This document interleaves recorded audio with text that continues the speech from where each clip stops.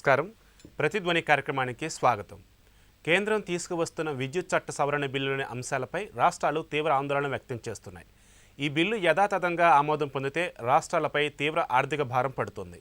రాష్ట్రాల అధికారాలు కేంద్ర విద్యుత్ శాఖ పరిధిలోకి వెళ్తాయి. కీలకమైన విద్యుత్ నియంత్రణ మండలి నియమించే అధికారం సైతం కేంద్రం చేతిలోకి వెళ్ళిపోతుంది. రాష్ట్ర ప్రభుత్వం రైతులకు ఇస్తున్న రాయితీలపైన తీవ్ర ప్రభావం పడుతుందని విద్యుత్ రంగ నిపుణులు అంటున్నారు. ఈ నేపథ్యంలో విద్యుత్ చట్ట సవరణ బిల్లులోని ప్రధాన అంశాలు ఏమిటి, బిల్లు ఆమోదం పొందితే రాష్ట్రాలు ఏ విధంగా నష్టపోతాయి, రాష్ట్ర ప్రభుత్వాల అభ్యంతరాలు ఏమిటి, బిల్లుపై రాష్ట్రాల భవిష్యత్తు కార్యాచరణ ఎలా ఉండబోతుందనే అంశాలపై ప్రతిధ్వని చర్చను చేపట్టింది. చర్చలో పాల్గొంటున్న ప్రముఖులు ఎన్ శివాజీ గారు, తెలంగాణ విద్యుత్ ఇంజనీర్ల సంఘం అధ్యక్షులు, ఎం తిమ్మారెడ్డి గారు, విద్యుత్ రంగ నిపుణులు, people's monitoring group convener Sarampalli Mallareddy గారు, అఖిల భారత రైతు సంఘం జాతీయ ఉపాధ్యక్షులు.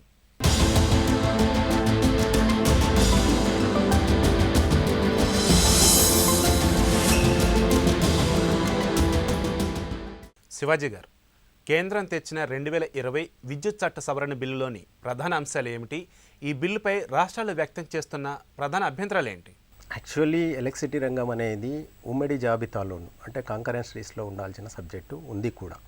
కానీ రాను 2003 ఎలక్ట్రిసిటీ యాక్టు, తర్వాత మధ్యలో జరిగిన యాక్ట్స్, ఇప్పుడున్న యాక్ట్స్ పూర్తిగా కూడా స్టేట్కి నిర్వీణం చేస్తూ సెంట్రల్ గవర్నమెంట్ తమ ఆధిపత్యాన్ని కొనసాగించడం కోసం చేస్తున్న యాక్ట్గా అనిపిస్తున్నది. దీంట్లో ముఖ్యమైన విషయాలు ఏంటంటే, ఒకటి ఏమో డైరెక్ట్గా ఒక రకంగా చెప్పాలంటే చెట్టు మొదలను నరికేసి వండానికి నీళ్లు పోస్తున్నట్టుగా అనిపిస్తున్నది యాక్టు. దానికి రీజన్ ఏంటంటే, మొత్తంగా కూడా యాక్టు ఎవరు ఎఫెక్ట్ అవుతున్నారు? ఒకటి కన్జ్యూమర్స్, 2 రాష్ట్రం, 3 కేంద్రం, 4ది ఉద్యోగస్తులు. వీళ్ళ పరిణామాల్లో చూస్తే ఫస్ట్గా మొట్టమొదటిగా మనం మాట్లాడాల్సింది కన్జ్యూమర్ పాయింట్ ఆఫ్ వ్యూలో మాట్లాడినప్పుడు కన్జ్యూమర్కి ఏమని చెప్తున్నారు? మొత్తం డిస్ట్రిబ్యూషన్స్ అన్నీ కూడాను లాస్లలో ఉన్నాయి కాబట్టి వేల కోట్ల రూపాయలు, లక్షల కోట్ల రూపాయలు టోటల్గా నేషనల్ వైడ్గా మొత్తంగా కూరుకుపోయి ఉన్నాయి. ఈ అప్పులు తీర్చలేకపోతున్నాం కాబట్టి మేము దీన్ని మొత్తంగా ఒక స్టీమ్లైజేషన్ చేయడం కోసం యాక్ట్ తీసుకొచ్చినామని ఒక సైడ్ చెప్తున్నారు. అంటే కన్జ్యూమర్కి బెనిఫిట్ జరగాలి అనే ఉద్దేశంతో యాక్ట్ ఉంది అని చెప్పేసి యాక్ట్లో మాట్లాడుతున్నారు, ఉపోద్ఘాతం.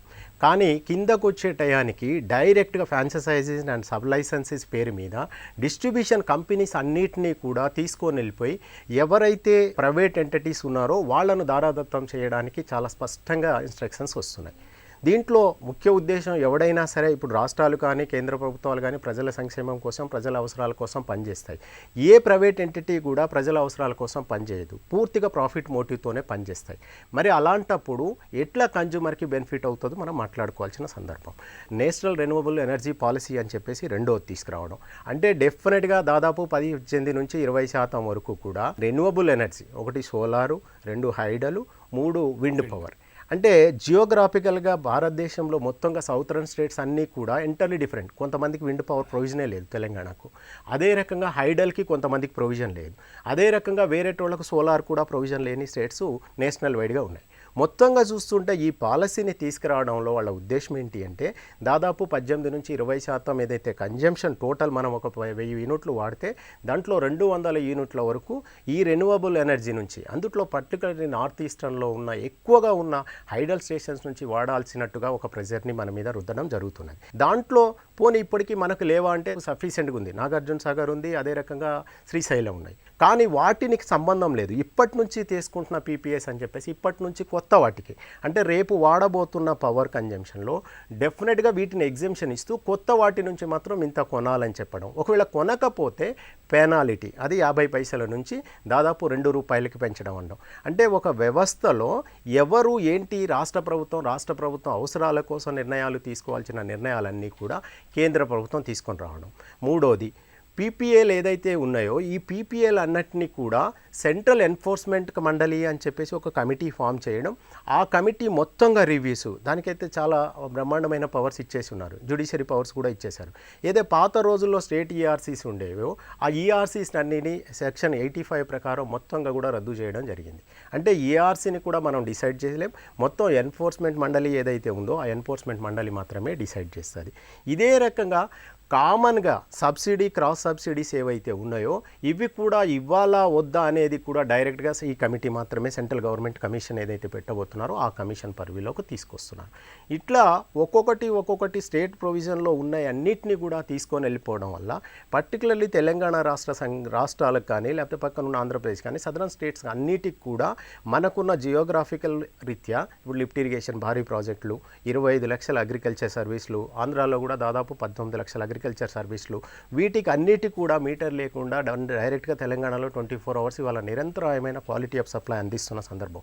ఈ సప్లైకి కూడా మీటర్లు బిగించాలి. ఇప్పుడు దాదాపు 400 కోట్ల రూపాయలు అవుతాయి. మీటర్లు బిగించడం కాకుండా రీడ్ తీయాలి. దాని తర్వాత ఇంకోటి ఏంటంటే డీబీటీ, డైరెక్ట్ ఎవరైనా సబ్సిడీ ఏమైనా డిసైడ్ చేస్తే అది ఫస్ట్ కన్జ్యూమర్కి అకౌంట్లో, అంటే మనం గ్యాస్లో ఎట్లయితే సబ్సిడీ ఇస్తున్నారో అట్లా కన్జ్యూమర్ అకౌంట్కి వెళ్తుంది. ఫస్ట్ వాడు పేమెంట్ చేయాలి.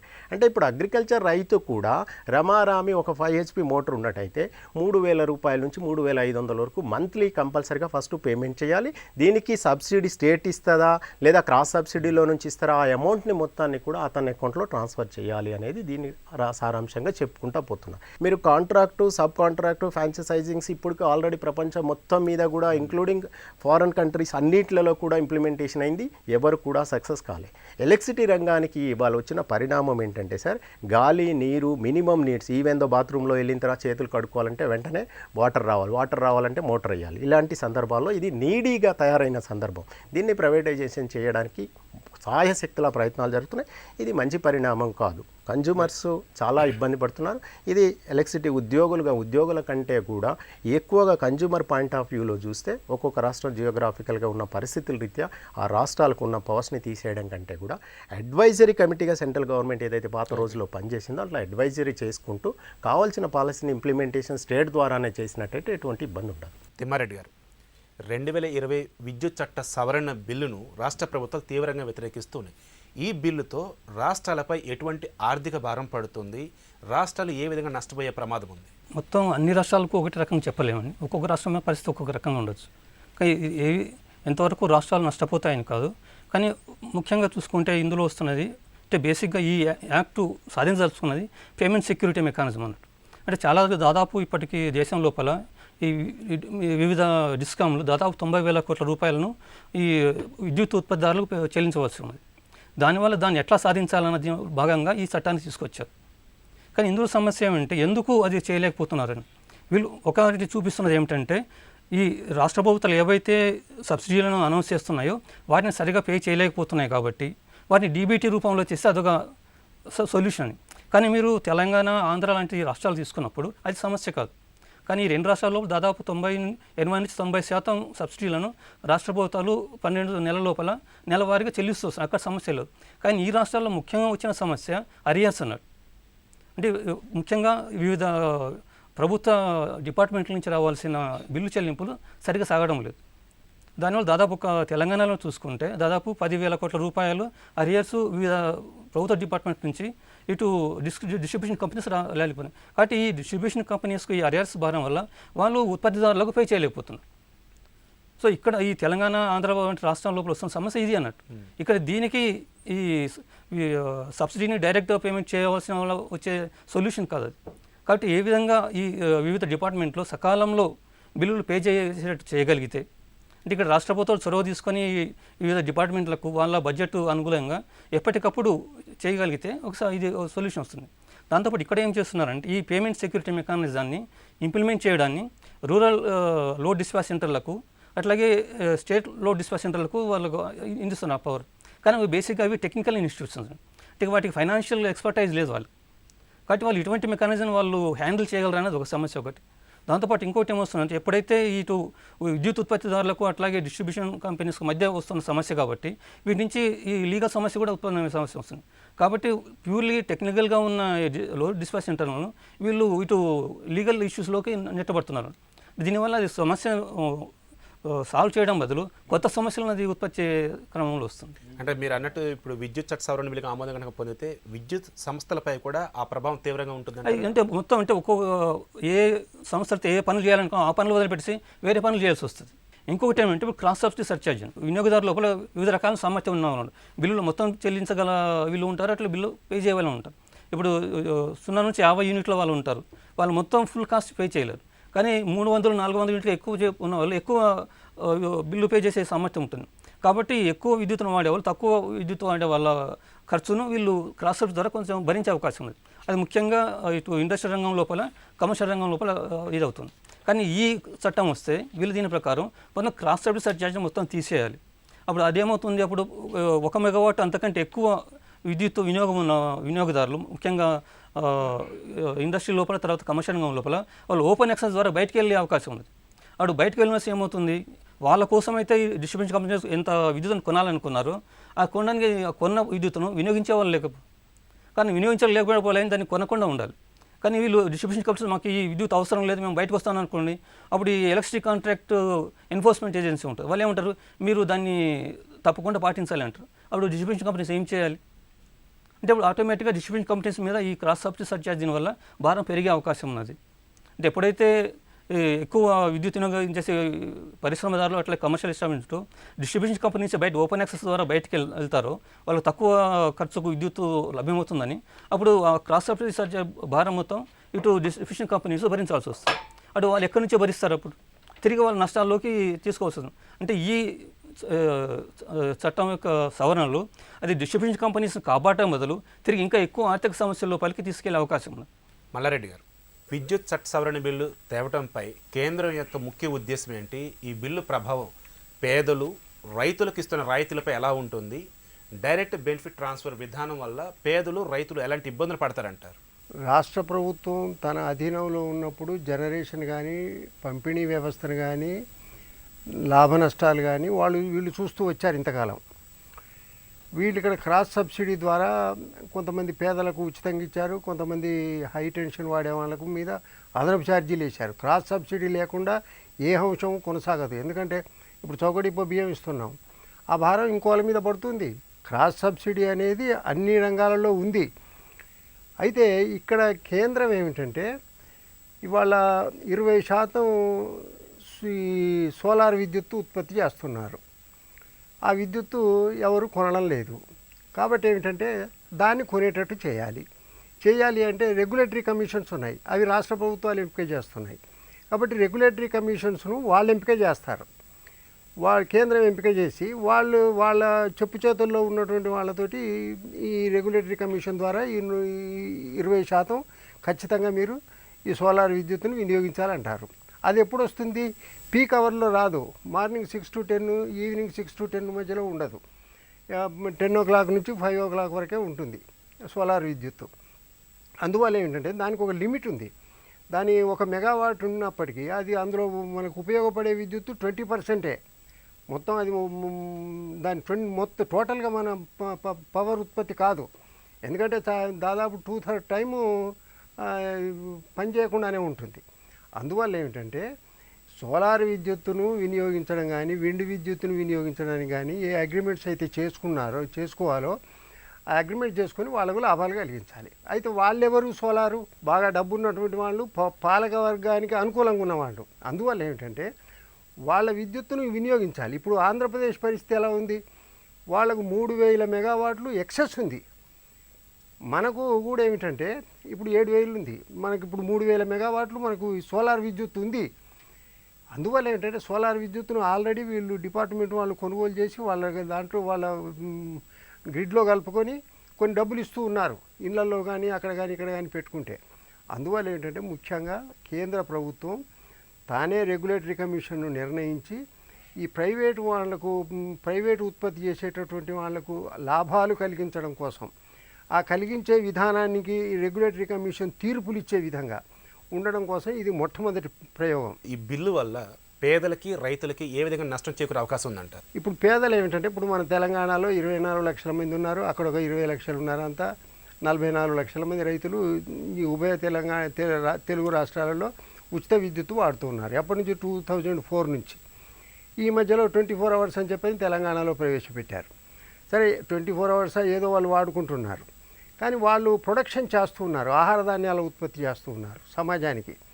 కాబట్టి వాళ్లకు అంతకుముందు 50 రూపాయలు హెచ్పి ఉండే, అంతకుముందు ఏమిటంటే 16 పైసలకు యూనిట్ ఉండే మొట్టమొదటిసారి. తర్వాత చాలామంది మంత్రులు తగ్గిస్తూ వచ్చారు. ఆ తర్వాత ఎన్టీ రామారావు వచ్చినాక 50 రూపాయలు చేశాడు స్లాబ్ రేట్ అని చెప్పని. ఆ తర్వాత రాజశేఖర రెడ్డి వచ్చి మొత్తమే ఫ్రీ అన్నాడు.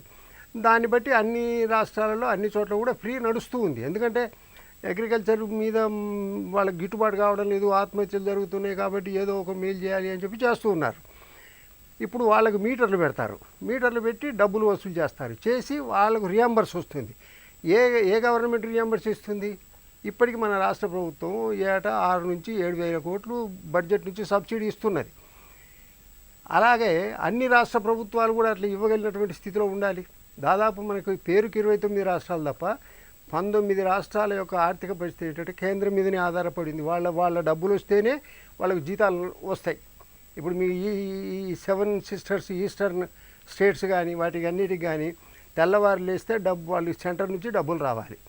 అలాంటి 19 రాష్ట్రాలు ఉన్నాయి. ఒక 10-11 రాష్ట్రాలే స్వతంత్రంగా అవి ఆర్థిక విధానాన్ని కొనసాగించగలుగుతున్నాయి.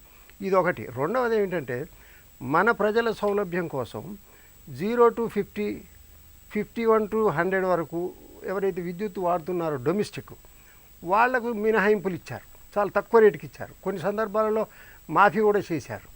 ఇప్పుడు అలాంటి అవకాశం ఉండదు. ఇప్పుడు వాళ్ళంతా పేదలు, వాళ్ళు 80% ఉన్నారు.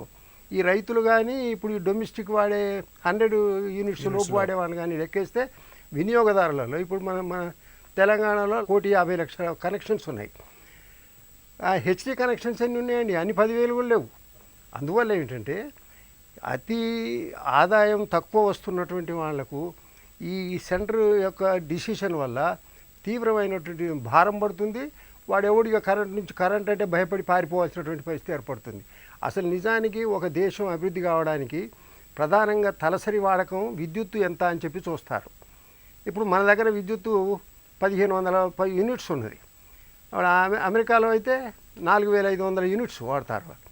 అదే ఇంకా బాగా డెవలప్ అయినటువంటి దేశాలలో 5,000, 6,000 తలసరి యూనిట్స్ వాడతారు. ఇప్పటికీ అట్లా పెంచుతూ పోవాలి. విద్యుత్ వినియోగం ఎంత పెరిగితే నాగరికత కానీ, ఆదాయం కానీ, పరిశ్రమ కానీ, ఉపాధి కానీ ఇవన్నీ పెరిగే ఆస్కారం ఉంటుంది. వీటన్నిటికీ కీలకమైనటువంటి విద్యుత్తును అసలు ఎందుకని ఇప్పుడు తీసుకోవాల్సి వచ్చింది కేంద్రం? ఇప్పుడు ఇంతవరకు అయితే మొన్ననే ఉదయ్ పథకం పెట్టి డిస్కామ్లకు ఉన్నటువంటి బాకీలన్నింటినీ కూడా రాష్ట్ర ప్రభుత్వం సగం వేసుకుంది, వాళ్ళు సగం వేసుకున్నారు, బాకీలు తీర్చారు. మళ్ళీ అవుతాయనుకోండి, అదేదో రాష్ట్రం కింద మీద పడుతుంది. జనరేషన్ కూడా రాష్ట్రమే చేయాలి, డిస్ట్రిబ్యూషన్, ట్రాన్స్మిషన్ ఇవన్నీ కూడా రాష్ట్రమే చేయాలి. గత పెద్దలు చేసినటువంటి తప్పుల నుంచి బయటపడాలి. కానీ మళ్ళీ ఇప్పుడు ఈ ప్రభుత్వం వచ్చి ఆ పాత తప్పులను కాస్త పొడిగించి మొత్తం తనే కేంద్రీకరించి ఇప్పుడు ఈ సాంప్రదాయ విద్యుత్తునంతా కూడా మీరు కొనుగోలు చేయాలి అని చెబితే దానివల్ల ఏమిటంటే మరింత సంక్షోభం వస్తుంది. ఇప్పటికే తలసరి వాడకం చాలా తగ్గింది, ఇంకా తగ్గేటటువంటి అవకాశం ఉంటుంది.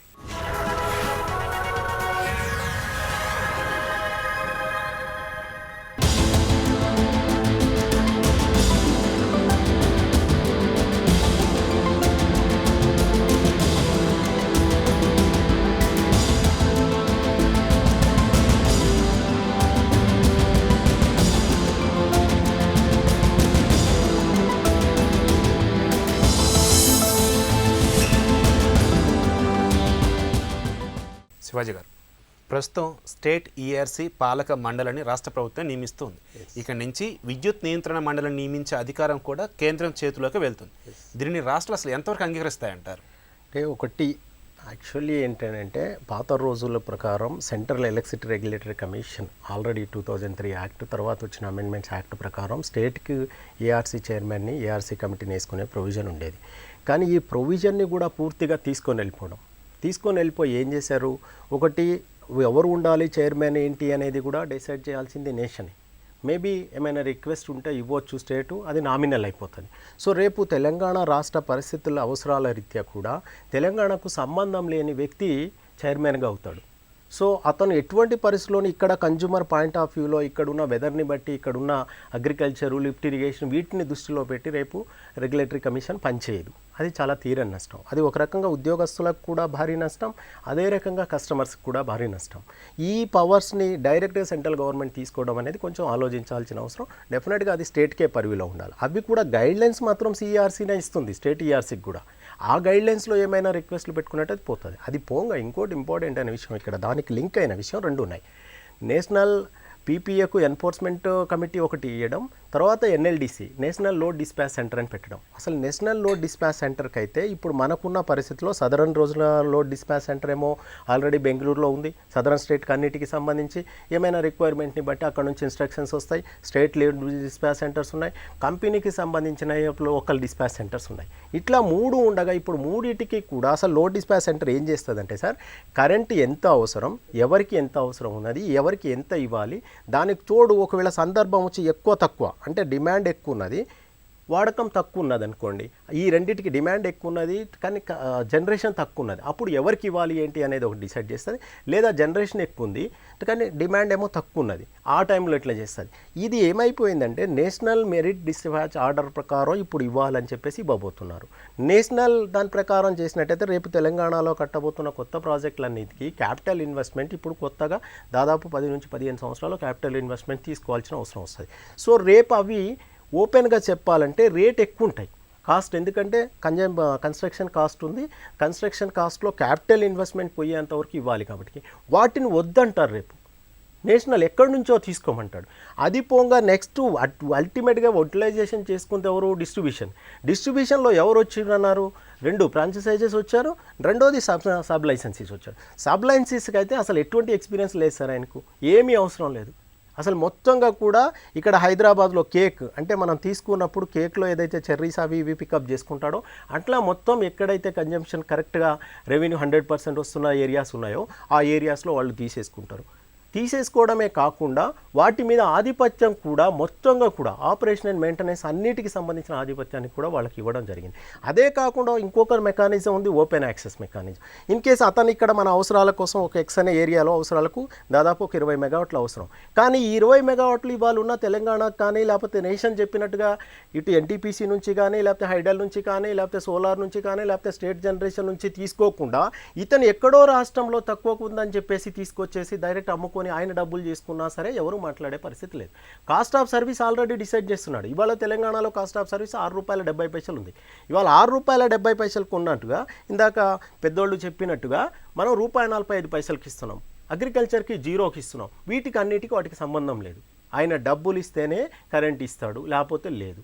ఇంకొకటి అడ్వాన్స్ పేమెంట్ చేసుకోవాలి అతను. ఇవాళ పేమెంట్ చేసిన తర్వాత ఏమైనా నేషన్ కానీ లేకపోతే క్రాస్ సబ్సిడీస్ కానీ ఇంకేమైనా అవకాశాలు ఉంటే ఆ క్రాస్ సబ్సిడీ అతని అకౌంట్లో పడతాయి. ఇట్లాంటి బర్డన్స్ మొత్తంగా కూడా తీసుకొని వచ్చేయడానికి ఎస్ఎల్డీసీకి ఏవైతే పవర్స్ ఉన్నాయో వాటిని అన్నింటినీ కూడా 0 చేస్తున్న సందర్భం. తెలంగాణకు ఉన్న ముఖ్యమైన విషయం 2 విషయాలు. ఒకటి దాదాపు 25 లక్షల అగ్రికల్చర్ కన్జంప్షన్స్ ఉన్నారు, వీటికి మీటర్ ఫిట్ చేయాలి, రీడింగ్ ఇవ్వాలి, నెక్స్ట్ బిల్ వసూలు చేయాలి.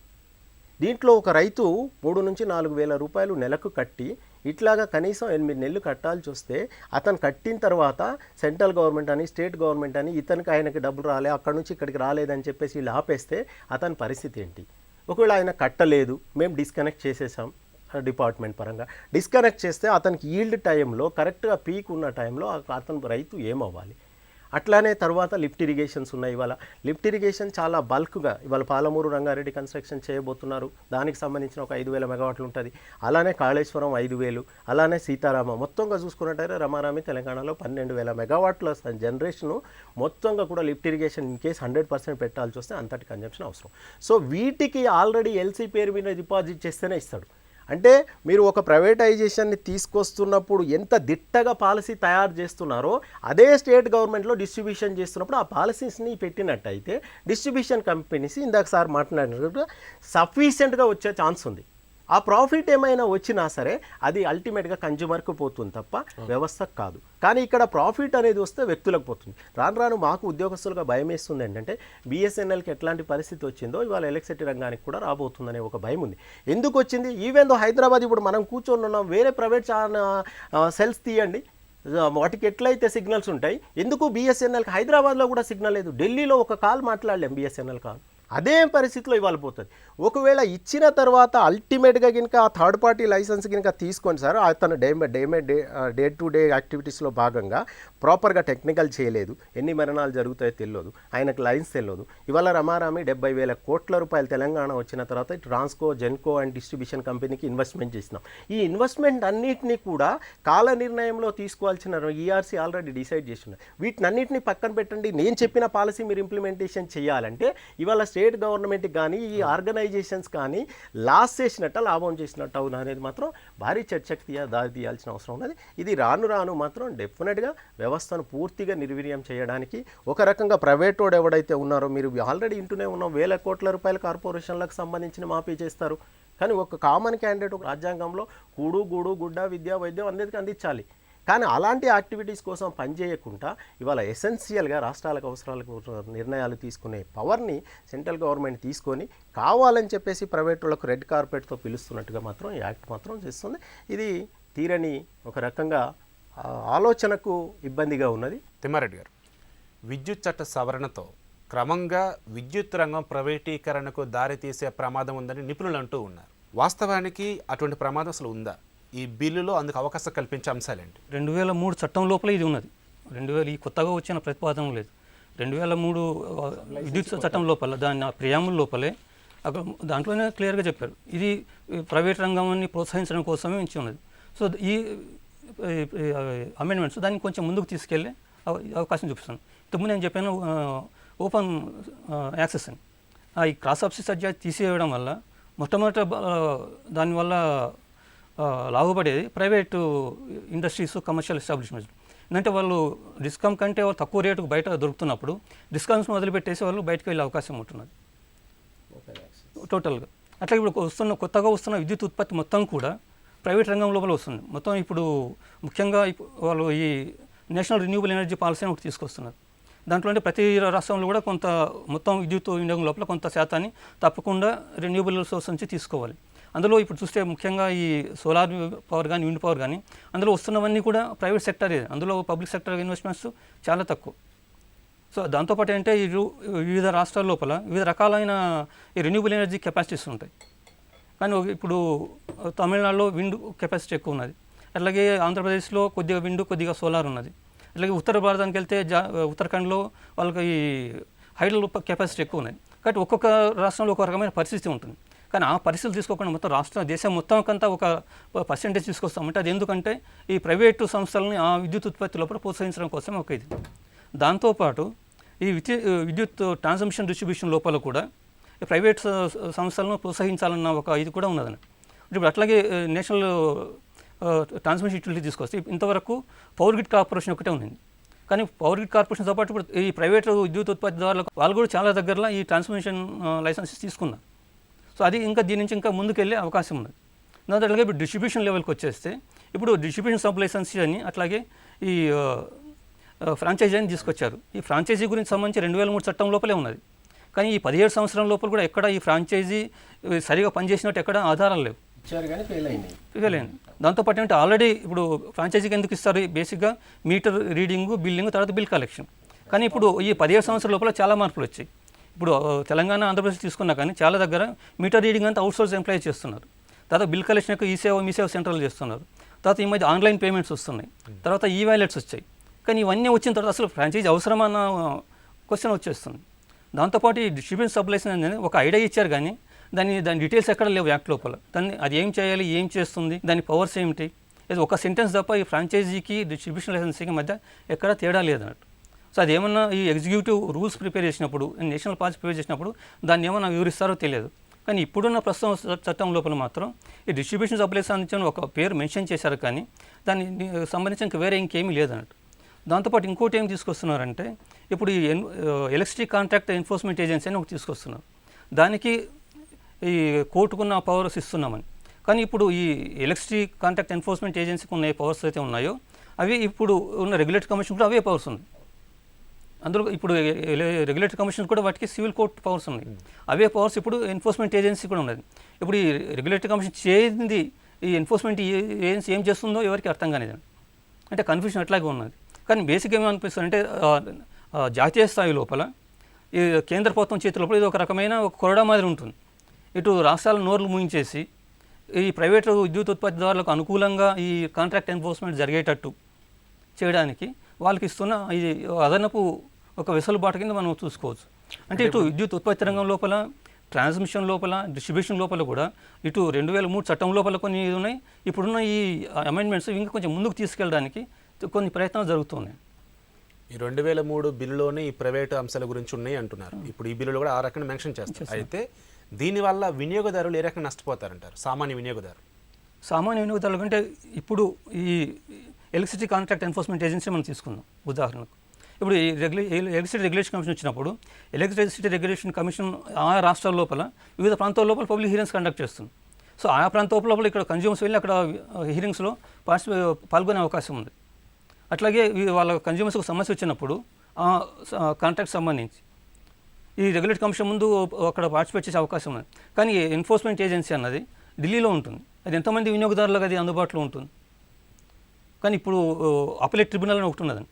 అంటే ఈ రెగ్యులేటరీ కమిషన్ పాస్ చేసిన ఆర్డర్లు వాళ్ళకి సమ్మతం కాకపోతే అందులో కక్షిదారులు అపీలేట్ ట్రిబ్యునల్కి వెళ్ళే అవకాశం ఉన్నది. కానీ అపీలేట్ ట్రిబ్యునల్ కన్జ్యూమర్స్ వెళ్ళలేరు. కన్జ్యూమర్స్ వెళ్ళాలంటే ఒక్కొక్క పిటిషనర్ ₹1,00,000 పే చేయాలి. ఏ కన్జ్యూమర్ ₹1,00,000 పే చేస్తాడు?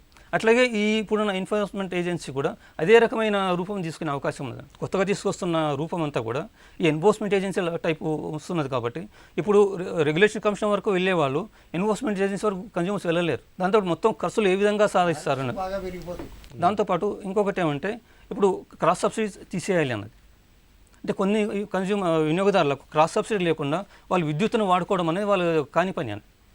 ఇప్పుడు చిన్న కుటీర పరిశ్రమలు ఉన్నాయి, వాళ్ళు భారీ తరహా పరిశ్రమలతో పోటీ చేయలేరు కదా. ఇప్పుడు వాళ్ళకు ఏ స్థాయిలో అయితే టారిఫ్ చేస్తున్నామో అదే స్థాయిలో కుటీర పరిశ్రమలకు చేస్తామన్నది అది సరైనది కదా.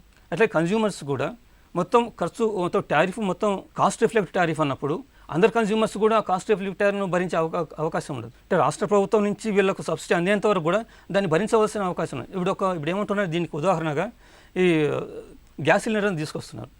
కానీ గ్యాస్ సిలిండర్లు కూడా అందరూ ఇప్పుడు ఉపయోగించలేకపోతున్నారు. ఇప్పుడు చాలా గ్రామాల లోపల గ్యాస్ సిలిండర్లు ఇచ్చారు, కానీ ఫస్ట్ గ్యాస్ సిలిండర్ తర్వాత సెకండ్ గ్యాస్ సిలిండర్ తీసుకున్న వాళ్ళు చాలా తక్కువ. అంటే మీరు సెకండ్ గ్యాస్ సిలిండర్కి వెళ్ళినప్పుడే మీకు సెకండ్ గ్యాస్ సిలిండర్కి మీకు సబ్సిడీ వస్తుంది. అట్లాగే విద్యుత్ లోపల కూడా మీరు విద్యుత్తును వినియోగించుకుంటేనే మీకు సబ్సిడీ. మీరు విద్యుత్తును అసలు మీరు బిల్లే పే చేయలేకపోయారు అనుకోండి, మీరు కనెక్షన్ తీసుకోలేకపోయారు అనుకోండి, అప్పుడు మీకు సబ్సిడీ వస్తుందన్న ఇది లేదు కదా, సమస్య రాదు కదా. అంటే మొత్తం ఈ ఖర్చుతో కూడుకున్న విద్యుత్తును మామూలు ప్రజానీకం దాన్ని అందుకునే అవకాశం కోల్పోయే ప్రభావం ఉన్నది.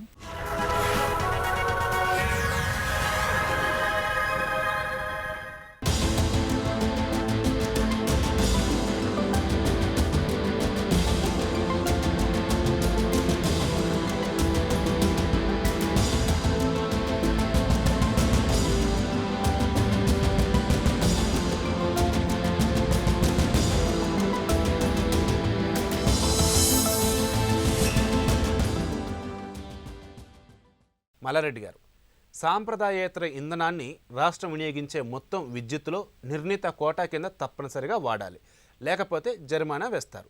జాతీయ సాంప్రదాయేతర ఇంధన విధానంపై రాష్ట్రాలు అభ్యంతరాలు ఏం చెప్తున్నాయి, అవి ఎలా ఉన్నాయి? మొట్టమొదటిసారి ఇక్కడ రెగ్యులేటరీ కమిషన్ వేసినప్పుడు నేను హాజరయ్యాను బహిరంగ విచారణలో. అప్పుడు ఈ రెగ్యులేటరీ కమిషన్కు చైర్మన్కు వీళ్ళందరికీ కూడా ఏంటంటే వరల్డ్ బ్యాంక్ నుంచి వచ్చిన వాళ్ళు సజెస్ట్ చేస్తున్నారు. మేము మొట్టమొదటి అడిగింది ఏంటంటే వీళ్ళు ఎందుకు వచ్చారు, వీళ్ళు వినియోగదారులు కాదు, లేకపోతే జనరేషన్ చేసేవాళ్ళు కాదు, ట్రాన్స్మిషన్ వాళ్ళు కాదు, వీళ్ళు ఎందుకు ఉన్నారు, బయటికి పంపించామని చెప్తే దాని మీద పెద్ద గొడవ అయింది. ఇప్పుడు కూడా ఏమిటంటే మీరు మొత్తంగాను విద్యుత్ శాఖ ఏదైతుందో భారతదేశంలో ఇప్పుడు లాభాల్లో ఉంది. ఒక విధంగా చెప్పాలంటే 43.5 లక్షల మెగావాట్లు మన భారతదేశంలో మనం ఉత్పత్తి చేస్తున్నాం. మంచి వనరులు ఉన్నాయి, హిమాలయ పర్వతాలు లాంటివి, తర్వాత హైడలు ఇవన్నీ ఉన్నాయి. కాబట్టి వీటన్నిటిని కూడా ప్రైవేట్ వాళ్ళు ఉత్పత్తి చేసి లాభాలు వాళ్ళ కట్టబెట్టాలనే ప్రెషరైజు WTO ద్వారా ఈ ఆలోచన వచ్చింది, అంతే తప్ప ఇది కొత్తగా వచ్చిందేం కాదు. సాంప్రదాయ విద్యుత్తు ఇప్పుడు 27,000 మెగావాట్లు భారతదేశంలో ఉత్పత్తి చేస్తున్నారు. ఏది సోలారే, ఇంకా హైడలు అది అదనంగా ఉత్పత్తి అవుతూ ఉంది. కాబట్టి ఈ రెండింటిని కనుక వినియోగిస్తే జనరేషన్ ఖర్చు తక్కువ, ఒకసారి ఎస్టాబ్లిష్ చేసినామంటే ఇక ఖర్చే ఉండదు. కాబట్టి ఇక రెగ్యులర్గా వాళ్ళకి ఇన్కమ్ వస్తూ ఉంటుంది. ధర్మల్ అయితేనూ అలా కాదు, మళ్ళీ వేరియబుల్ క్యాపిటల్ పెడుతూ ఉండాలి. అందువల్ల ఏమిటంటే ఇట్లాంటివన్నీ ప్రైవేటు వాళ్ళు ఆల్రెడీ నిర్మాణం చేశారు. కాబట్టి వాళ్లకు లాభాలు రావడం కోసం ఇది కంపల్సరీగా మీరు వాడాలి. కొన్ని రాష్ట్రాలు, కొన్ని రెగ్యులేటరీ కమిషన్స్ నిరాకరిస్తున్నాయి వీటిని ఇంక్లూడ్ చేయడంలా. కాబట్టి కన్జ్యూమ్లో కనుక వీటిని ఇంక్లూడ్ చేయకపోతే వాళ్ళది బయట వాళ్ళు వేలంలో చాలా తక్కువ రేట్లకు అమ్ముకోవాల్సి వస్తుంది, లేకపోతే బీడు పెట్టుకోవాల్సి వస్తుంది. ఎందుకంటే వినియోగం లేనప్పుడు. ఇది అన్ని రంగాలలో తీసుకుంటున్నారు. ఇప్పుడు రవాణాలో కానీ, మైన్స్లలో కానీ, విద్యుత్ ఉత్పత్తిలో కానీ, వీటన్నిట్లలో మౌలిక వసతులు అన్నిట్లలో కూడా ప్రైవేట్ రంగం క్యాప్చర్ చేస్తూ ఉంది, మనకు తెలుసు ఒకటి. ఇక రెండవది, సాంప్రదాయ విద్యుత్ అంతా ఉత్పత్తి చేసిన వాళ్ళంతా కూడా రాజకీయ పలుకుబడిన వాళ్ళు. వాళ్ళకి ఏదో పద్ధతిలో ఆదాయాన్ని మనం కల్పించి పెట్టాలి, లేకపోతే వాళ్ళు గవర్నమెంట్ బతకనివ్వరు. కాబట్టి వాళ్ళని సంతృప్తిపరచడం అనేది గవర్నమెంట్ యొక్క ముఖ్య ఉద్దేశం. ఆ ఉద్దేశంతో దాన్ని కంపల్సరీగా వినియోగించాలని చెప్పని చెప్తున్నారు ఒకటి. అలా మనం ఒప్పందం చేసుకున్న తర్వాత అది 15 నుంచి 30 సంవత్సరాల వరకు ఉంటుంది ఒప్పందం. ఏదో ఒక రోజు 2 రోజులతో నీ ఇష్టం వచ్చినప్పుడు మార్చుకోవడానికి వీలుండదు. కాబట్టి వాళ్ళు ఒకసారి ఎస్టాబ్లిష్ చేసినటువంటిది వాళ్ళ సోలార్ది కానీ, విండ్ కానీ ఏదైనా 30 సంవత్సరాలు పనిచేస్తుంది వాళ్ళ అంచనా ప్రకారం. ఆ 30 సంవత్సరాలు వీళ్ళకు కూర్చుంటే లాభాలు వచ్చేటటువంటి వనరులు కల్పించి పెట్టడం. అంటే ముఖ్యంగా చూసినప్పుడు ఈ దక్షిణాది రాష్ట్రాలు దీనివల్ల ఎటువంటి ఇబ్బందులు పడే అవకాశం ఉందంటారు? దక్షిణాది రాష్ట్రాలలో ముఖ్యంగా ఏంటంటే ఒక కేరళ మినహా మిగతా వాళ్ళందరికీ కూడా దాదాపు వాళ్ళకు అట్లా ఉంది. అందువల్ల ఏంటంటే విద్యుత్ అనేది ఒక గ్రిడ్లో విషయంలో తప్ప మిగతా అన్ని విషయాలలో రాష్ట్ర ప్రభుత్వానికి అధికారాలు ఉండాలి, రాష్ట్ర ప్రభుత్వం చూడాలి. ఇప్పుడు మన దగ్గర 23,000 మంది వర్కర్స్ పనిచేస్తున్నారు, ఎంప్లాయీస్. ఇంకొక 13,000 మందిని తీసుకుంటాం అంటున్నారు. అంటే దాదాపు 35,000-40,000 మంది అవుతారు. ఇంతమందిని వాడు రెగ్యులేటరీ కమిషన్ ఆపరేట్ చేస్తుంది. ఏది సెంట్రల్ నుంచి చేసినటువంటి రెగ్యులేటరీ కమిషన్. అంటే ఇప్పటికే బిల్డింగు కానీ లేకపోతే వీటికి కానీ ఫ్రాంచైజ్ పేరుతో ఒక సబ్స్టేషన్కి 2-3 పెట్టి దాని నాణ్యత లేకుండా చేశారు. ఎప్పుడు కరెంట్ వస్తుందో పోతుందో అనేది దాని నుంచి ఏదో బయటపడ్డాం. ఇప్పుడు బయటపడ్డ తర్వాత మళ్ళీ ఇప్పుడు ప్రైవేట్ వాళ్ళను నొక్కడం అంటే, ఇప్పుడు ప్రైవేటు వాళ్ళని కనుక పెట్టుకుని వాళ్ళు ఓపెన్ యాక్సెస్ పెట్టుకొని వాళ్ళు ఓపెన్ వేలంలో ఎవడుకుంటే వాడికి అమ్ముకొనివ్వండి. కానీ దాన్ని కంపల్సరీ చేయాల్సినటువంటి అవసరం కేంద్రానికి ఏమొచ్చింది అంటే, దానికి ఏదో సమ్ సెల్ఫిష్ ఈజ్ దేర్. విద్యుత్తు ఎక్కడ తక్కువ వస్తే అక్కడ మీరు తీసుకోండి. మేము కూడా చెప్తున్నాం రాష్ట్ర ప్రభుత్వానికి, మీరు వేలంపాటలో తక్కువ రేటు కొనండి. ఇప్పుడు అందువల్ల ఏమిటంటే ఈ పీపీఏలు ఏదైతే చేస్తున్నారో ఈ పీపీఏలు ఇంత ప్రమాదకరంగా ఉంటాయి. కాబట్టి స్వేచ్ఛ అనేది రాష్ట్రాలకు ఉండాలి. రాష్ట్రాలు వాళ్ళ ప్రయోజనాన్ని దృష్టిలో ఉంచుకొని అక్కడ ఉన్నటువంటి కన్జ్యూమర్స్ యొక్క ఆర్థిక పరిస్థితిని బట్టి వాళ్ళు సప్లై చేసేటటువంటి పని చేస్తారు. ఇప్పుడు కేంద్రం ఒక మాట చెప్పింది, మనం 100% ఎలక్ట్రిఫికేషన్ చేశామని. ఎక్కడ చేశారు? నాకు తెలిసి ఏమిటంటే ఇప్పటికీ ఇంకా 10% ఏరియాకు అసలు కరెంటు కనెక్షనే లేదు. రాష్ట్ర ప్రభుత్వం యొక్క బాధ్యతను తప్పించి రెగ్యులేటరీ కమిషన్తో సహా మేమే వేస్తాం, మేమే నిర్ణయిస్తాం, కంపల్సరీ చేస్తాం, ఫలానా విద్యుత్తు వాడాలని చెప్పని ఈ నిబంధనలు పెట్టడం అనేది కరెక్ట్ కాదు. సెంట్రల్ గవర్నమెంట్ అనవసరమైనటువంటి ఈ బిల్లు తీసుకొస్తున్నది, దీన్ని ఉపసంహరించుకోవడం మంచిది. శివాజీ గారు, విద్యుత్ చట్ట సవరణ బిల్లుపై రాష్ట్రాల భవిష్యత్తు కార్యాచరణ ఎలా ఉండబోతోంది? రాష్ట్రాల హక్కులను ఏ విధంగా కాపాడుకోవడానికి ఇప్పుడు అంత ప్రయత్నించాలంటారు? రాష్ట్రము అనడంతోనే గుర్తుకొచ్చేది ఏంటంటే ఫస్ట్ కన్జ్యూమర్స్ అంతా కూడా రాష్ట్ర అవసరాలకు రాష్ట్రాలకు తగ్గట్టుగా ఉన్నది. కేటగిరికల్గా తెలంగాణలో కానీ వేరే స్టేట్స్లలో కూడా 9 కేటగిరీలుగా డివైడ్ చేస్తూ వీలున్నంత వరకు అందరినీ కలుపుకొని వెళ్ళడానికి ఇది మినిమం నీడీ అయిపోయింది. కాబట్టి దీన్ని అందరికీ అందించాలని చెప్పేసి హైకోర్టులు, సుప్రీంకోర్టులు నెంబర్ ఆఫ్ కేసులు ఉన్నాయి. వాటికి సంబంధించి ప్రతి కన్జ్యూమర్ని దాని అతను సోషల్ స్టేటస్ కానీ ఎకనామికల్ స్టేటస్ కానీ పెరగాలి అంటే ఎలక్ట్రిసిటీ వాడకం ఇంపార్టెంట్ అనేది చెప్పున్నాయి కోర్టులు. వాటికి అనుగుణంగా స్టేట్స్ తమ అవసరాలకు తగ్గట్టుగా సరే కొంతమంది పేమెంట్ చేస్తారు, కొంతమంది చెయ్యరు. 100% ఎలక్ట్రిఫికేషన్ పేరు మీద డైరెక్ట్ తీసుకొని వెళ్ళిపోయి మీటర్లకు కూడా ₹0 ఇవ్వకున్నా సరే అప్లికేషన్ ఇస్తే చాలని చెప్పి మీటర్లు ఫిట్ చేసి సప్లై ఇచ్చిన సందర్భాలు, అలాంటి సందర్భాలు ఒక సైడ్ జరుగుతుంటే, రెండో సైడ్ ఏమైంది అంటే పూర్తిగా స్టేట్ నుంచి పవర్స్ని తీసేసి సెంట్రల్ గవర్నమెంట్ ఆధిపత్యం. ఈ బిల్లు పూర్తిగా ప్రజలకు వ్యతిరేకమైనది. రాష్ట్రాల యొక్క ఆపర్చునిటీస్ ఏదైతే ఉన్నాయో అవన్నిటినీ కూడా సెంట్రల్ ఆధిపత్యంలో కొనసాగించడం కోసం చేసిన బిల్లు. దీన్ని మేము పూర్తిగా వ్యతిరేకిస్తున్నాం. ఎలక్ట్రిసిటీ ఉద్యోగులుగా ఆల్రెడీ నేషనల్ ఎలక్ట్రిసిటీ ఉద్యోగుల ఫోరమ్స్, అదే రకంగా మిగతా కన్జ్యూమర్ ఫోరమ్స్ కూడా ఈ మధ్య కాలంలో బాగా వాయిస్ని రైజ్ చేస్తున్నాయి. ఇది ఎటువంటి పరిస్థితిలోనైనా సరే కన్జ్యూమర్ పాయింట్ ఆఫ్ వ్యూకి కరెక్ట్ కాదు. ఇక్కడ రెండు చాలా ఇంపార్టెంట్ అయిన విషయాలంటే ఫ్రాంచైజ్ అండ్ సబ్ లైసెన్సింగ్. ఫ్రాంచైజెస్కి ఏమని ఇచ్చారంటే కనీసము ఒక లైసెన్సు, దాని తర్వాత డిస్కమ్కి రెస్పాన్సిబిలిటీ ఉంది వాడిని కంట్రోల్ చేయడానికి. కానీ సబ్ కాంట్రాక్ట్ అనేటోడికి ఇస్తున్న దాంట్లో ఆయన ఇంటిమేషనే ఇస్తాడు తప్ప అట్లా లైసెన్స్ కానీ లేకపోతే అట్లా నుంచి పర్మిషన్, ఈఆర్సీ నుంచి పర్మిషన్ కూడా అవసరం లేదు. ఇట్లాంటివి చేసుకుంటా పోతే రేపు కన్జ్యూమర్ని కూడా ఆయనకి ఇష్టం వచ్చిన వాడిని సెలెక్ట్ చేసుకుంటాడు. పవర్ కూడా ఎక్కడి నుంచి కావాలనే వాటిని తీసుకొని వస్తారు. ఇవాళ తెలంగాణ రాష్ట్రానికి సంబంధించిన పెద్ద హడీలు ఏంటంటే 25 లక్షల అగ్రికల్చర్ సర్వీసులు, దాదాపు 1,58,00,000 టోటల్ కన్జ్యూమర్స్ ఉంటే దాంట్లో 80 to 90% మొత్తం సబ్సిడీ మీద ఉన్న కన్జ్యూమర్సే. వీళ్ళని అందరినీ కూడా చూసుకోవాల్సిన బాధ్యత రాష్ట్రాల మీద ఉంది.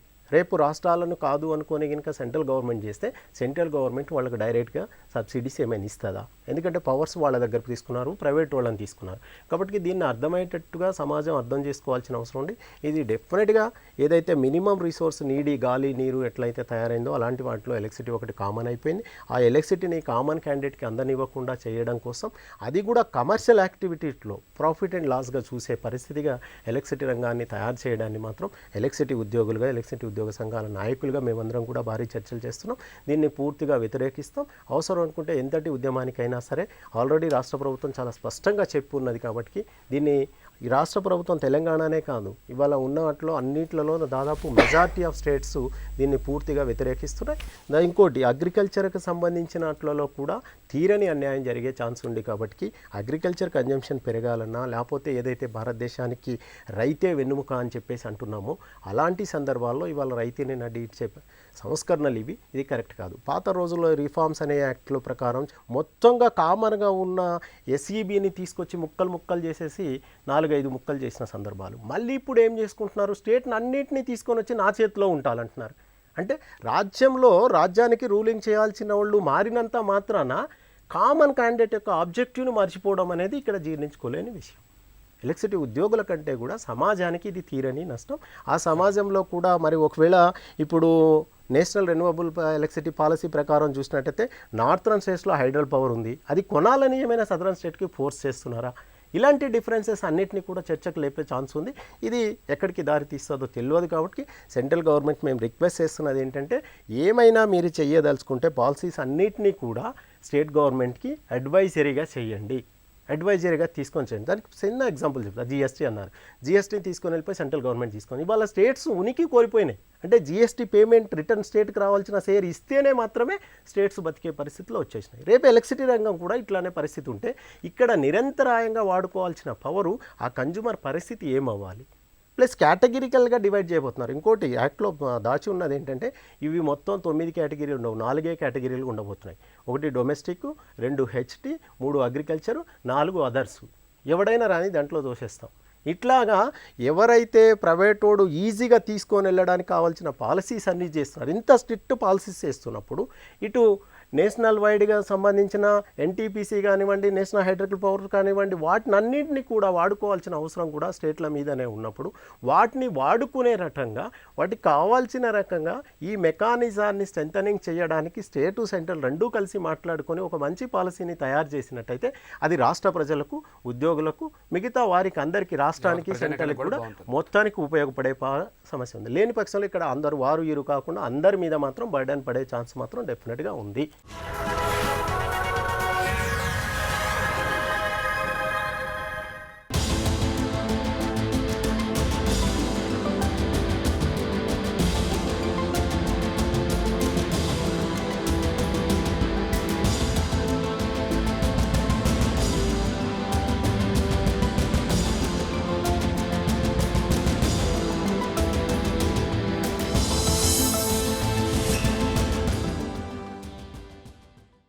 తిమ్మారెడ్డి గారు, జిఎస్టీ హామీలు, అమలు, అనుభవాలు నేపథ్యంలో రాష్ట్రాలు విద్యుత్ చట్ట సవరణ బిల్లుపై ఎలాంటి వైఖరిని ప్రదర్శించే అవకాశం ఉంది?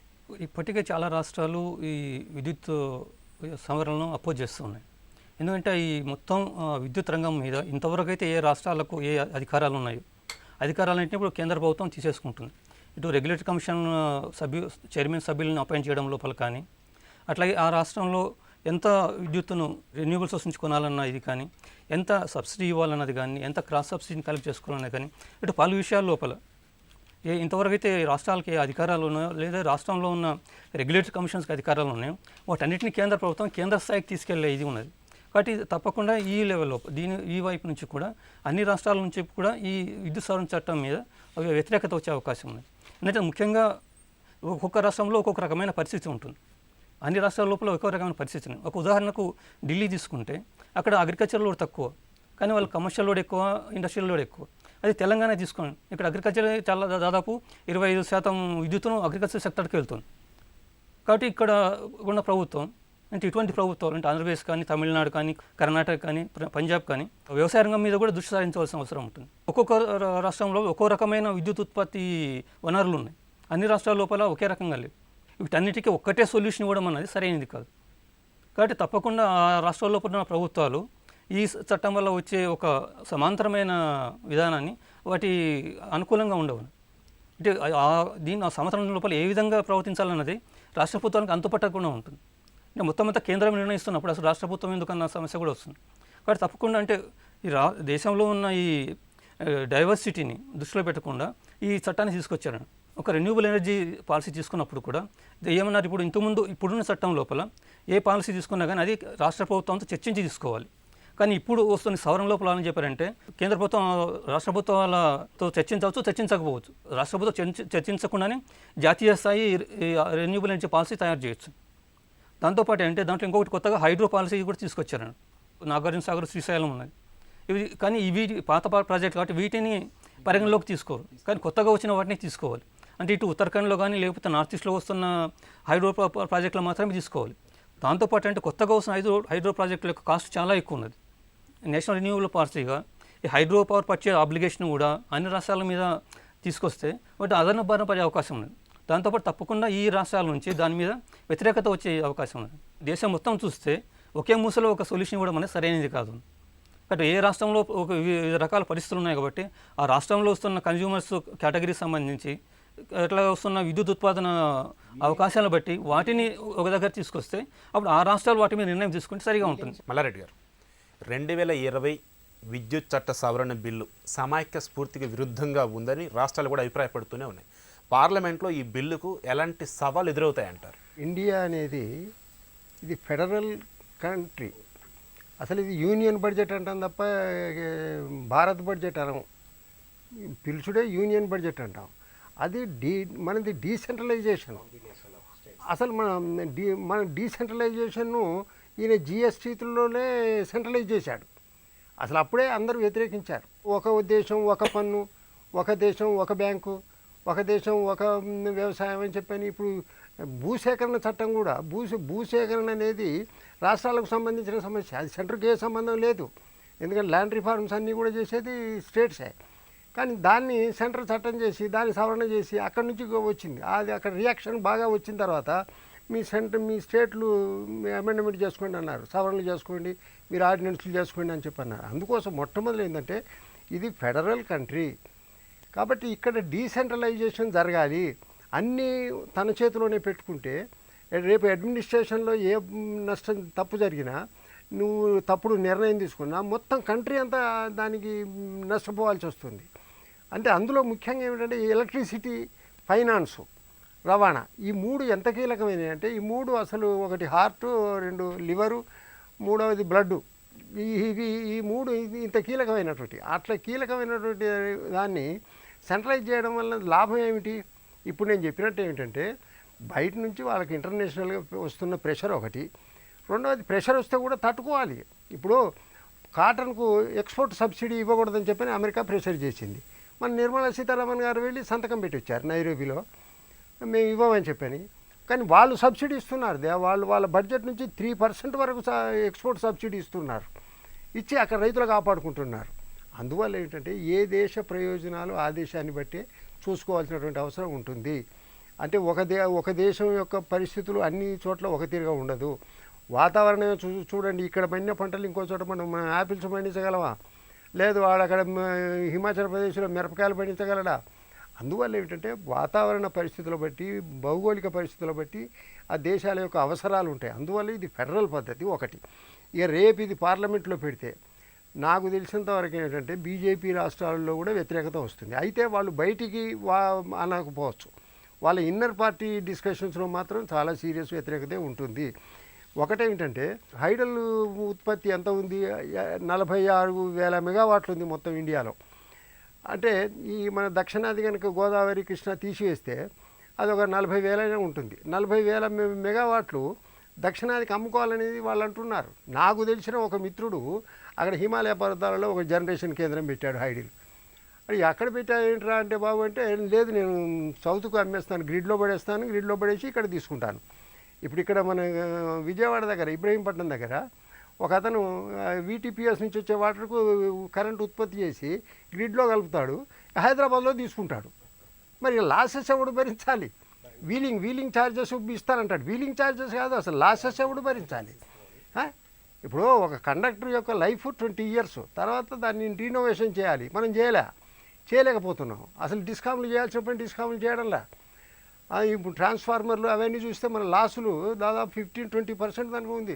ఆయా రాష్ట్రాలకు సంబంధించి ఎటువంటి కార్యాచరణతో ముందుకెళ్లాలంటారు? బిల్లును వ్యతిరేకించాలి వినియోగదారులు ఫస్ట్. తర్వాత ఉద్యోగులతో కూడా సంబంధాలు ఏర్పరచుకొని, ఉద్యోగులకు కూడా నష్టమే. ఎంప్లాయీసు, కన్జ్యూమర్సు ఇద్దరూ ఏకమై దీన్ని వ్యతిరేకించకపోతే రేపు వినియోగదారులు దూరం అయిపోతారు. అందువల్ల ఏమిటంటే ఈ బిల్లును ఖచ్చితంగా రాజకీయాలతోటి అభిప్రాయ భేదాలు లేకుండా అందరూ దీన్ని వ్యతిరేకించాలి. ఇప్పుడు జిఎస్టీ అనుభవం మనం చూస్తూ ఉన్నాం.